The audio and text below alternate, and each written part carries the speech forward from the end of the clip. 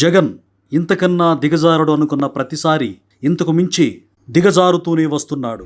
ఇటీవల హైదరాబాద్ నుంచి బెంగళూరు వెళ్తున్న వేమూరు కావేరీ ట్రావెల్స్ బస్సు కర్నూలు దగ్గర రోడ్డుపై పడున్న బైకును ఢీకొట్టి దగ్ధమైన విషయం తెలిసిందే.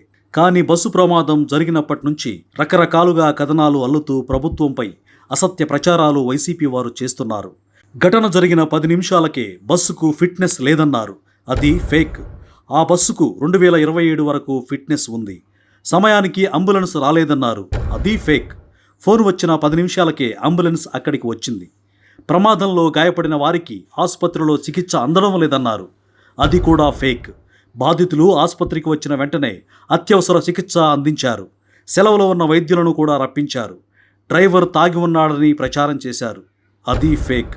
తాగింది డ్రైవర్ కాదు, ప్రమాదానికి కారణమైన బైకర్ శివశంకర్ బెల్ట్ షాప్ నుంచి నకిలీ మద్యం కొని తాగాడని ప్రచారం చేస్తున్నారు. అది ఫేక్. లైసెన్స్డ్ వైన్ షాపులో మద్యం కొన్నట్లు సీసీ కెమెరాల ఫుటేజ్లో స్పష్టంగా ఉంది. వేమూరి కావేరీ ట్రావెల్స్ యజమాని టీడీపీ నాయకుడంటూ ప్రచారం చేశారు. అది ఫేక్. అతనికి టీడీపీకి సంబంధం లేదు. చివరకు ఆసుపత్రిలో చికిత్స పొందుతున్న బాధితుల దగ్గరకు సాక్షి ఛానల్ వెళ్ళి ప్రభుత్వం తప్పు వల్లే ప్రమాదం జరిగిందని చెప్పాలంటూ వారిపై ఒత్తిడి తెచ్చారు. పాపం అని కూడా లేకుండా ఒక బస్సు ప్రమాదాన్ని కూడా ఇంత నీచంగా తన రాజకీయానికి వాడుకోవడానికి చూశాడు జగన్. ఇంత బరితెగించి శవ రాజకీయాలు చేస్తున్న జగన్ తీరు చూస్తుంటే శవాలను పీక్కు తినే రాబందులు కూడా సిగ్గుపడతాయి. అంత నీచమంటూ ప్రజలు అభిప్రాయపడుతున్నారు.